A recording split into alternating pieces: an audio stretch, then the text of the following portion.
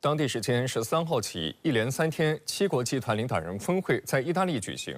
不过，今年多位 G7成员国领导人都面临着严峻的国内外困境，在涉华、俄乌以及巴以问题上，美欧之间又存在重大分歧。不过，7国集团领导人已经达成了一项政治协议框架，同意使用俄罗斯被冻结资产的利息，向乌克兰提供500亿美元的贷款。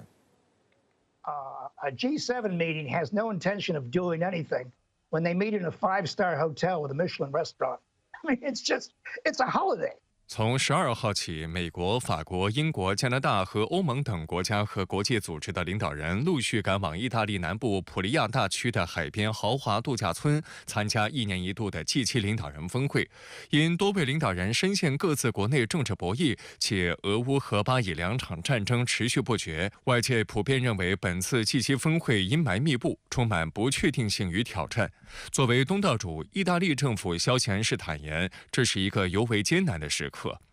路透社12号在报道中称，G7国家领导人大都心情沮丧，因为多位 G7成员国领导人的政治前途目前都面临较大的不确定性。距离美国大选越来越近，美国总统的拜登的选情却十分紧张。最新民调显示，特朗普已在绝大部分关键州领先拜登。雪上加霜的是，拜登的儿子亨特·拜登又刚刚因非法持有枪支和隐瞒吸毒背景被判处有罪。而英国首相苏纳克、法国总统马克龙和日本首相岸田文雄也都将在未来几个月里迎来关键的选举。其中位置最岌岌可危的是苏纳克，在7月即将到来的选举中，他领导的保守党正以极大的劣势落后于工党。一旦败选，这名80后首相的唐宁街生涯就将告一段落。马克龙也因所在阵营处于下风而走出一步险棋，宣布提前在全国范围内进行议会选举。极右翼实力崛起的当下，马克龙余下任期会否跛脚，也要打上一个问号。岸田文雄则将在今年秋季迎来自民党总裁的选举，而日本最新民调显示，受到黑金丑闻等因素的持续影响，岸田的支持率已经跌到了其2021年上任以来的新低。因此，多位 G7成员国担忧，明年合影的时候，是否还会是同一批领导人。加拿大总理特鲁多和德国总理舒尔茨也面临同样的问题，两国最晚都将在2025年举行大选，而他们领导的阵营目前也都处于落后位置。相比之下，意大利总理梅洛尼领导的政党刚刚在欧洲议会选举中斩获佳绩，被视为目前G7内部地位最稳定的领导人。在欢迎环节，他身着粉色套装，笑容满面地与来宾一一握手，但观察指这难以平衡本届G7峰会的沮丧氛围。根据议程，本次峰会将有6场工作会议，主题覆盖非洲、气候变化和发展、中东、乌克兰、印太安全以及人工智能等。尽管看似议题广泛，但核心内容仍然聚焦于俄乌和巴以2场冲突以及涉华议题。据美国彭博社记者获取的领导人声明草案显示，美欧将继续炒作所谓中国产能过剩议题，意图组成共同阵线，在芯片等领域应对所谓的中国挑战。上个月，美国公布了一系列针对中国电动汽车电池、半导体等商品征收高额关税的措施。综合多家媒体消息，华盛顿期盼能够统一战线，正极力推动盟友把该内容纳入最终的联合声明内。不过，7国集团中的多国财长此前已警告，提高关税可能带来贸易战风险。法国财长勒梅尔日前表示，中国仍然是欧洲的经济伙伴，避免与中国发生贸易战很重要。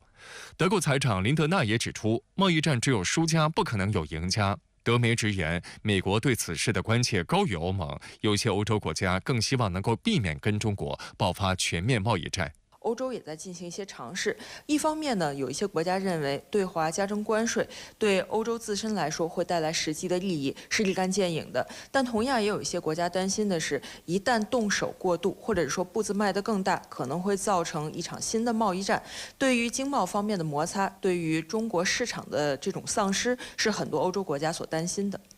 尽管通过炒作涉华议题博眼球，但本届G7峰会的首要议题仍然是有关如何支持乌克兰。据英国广播公司路透社当地时间6月13号报道，G7领导人在当天举行本年度峰会期间达成了一项框架协议，将利用俄罗斯央行被冻结资产的约3250亿美元的利息收益，向乌克兰提供500亿美元的贷款。英国此前也提出过类似想法，考虑到特朗普有可能卷土重来。外交大臣卡梅伦在G7开幕前夕疾呼盟友们团结起来。I hope as a very minimum at the G7 this week, we can agree that we use the interest from the frozen assets to roll up an enormous loan for Ukraine, and the money can flow way before we get elections in America in November. 被扣押的约3000亿美元俄罗斯资金，大部分都在欧洲，存放在位于比利时的欧洲清算银行。这些资产每年产生约30亿美元的利息。这项协议的技术细节将在未来几周内敲定。这笔资金预计要到今年年底才能到账，但被视为G7国家在战争和经济层面支持乌克兰的长期解决方案。深圳卫视注意到，俄罗斯此前已做出强硬回应。俄外长拉夫罗夫曾表示，西方试图没收俄资产的行为，无论以何种形式，均无异于偷窃，俄方将予以对等回应。事实上，俄方也已提前布局。上个月18号，根据俄司法部门对一起涉外天然气商业合作的判决，俄罗斯没收了德国最大银行在俄资产约2.3亿欧元的资产。专家分析，俄方此举就是为了震慑美欧，使其不敢轻举妄动，否则杀敌1000，自损800。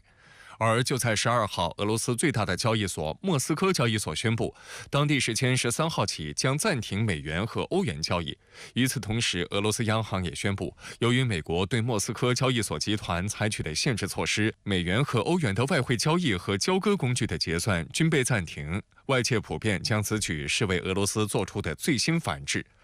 乌克兰总统泽连斯基连续第2年出席G7峰会。13号，泽连斯基同日本首相岸田文雄签署了一项双边安全协议。日本承诺今年将向乌克兰提供45亿美元的援助。随后，美国总统拜登同泽连斯基也签署了一项为期10年的双边安全协议。报道认为，这凸显出西方国家继续给予乌克兰强有力的支持。Basically commits the U.S. to supporting Ukraine militarily with weaponry, with training for soldiers and the like for 10 more years. This is a negotiation that has been taking place for months.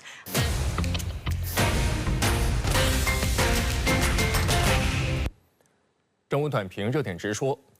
G7领导人同意用俄罗斯被冻结资产的利息来向乌克兰提供贷款。要知道，在这个问题上，外界曾经认为G7内部是存在严重分歧的。那不过从第1天他们就能达成协议来看，G7内部的实际分歧是没有外界认为的那么大的。这也是接下来观察G7这个集团是需要注意的。而这个协议的达成，首先是让乌克兰有了一个长期的资金来源，它显示西方在做俄乌冲突的持久化的准备。其次，俄罗斯和西方之间的和解是变得更加难了。哪怕将来特朗普可能上台，要推动俄乌停火，这个难度也是大大增加。最后，这个行为是有代价的，可能会导致更多非西方国家的资金出于安全考虑逃离西方国家，而最后中立国成为受益者。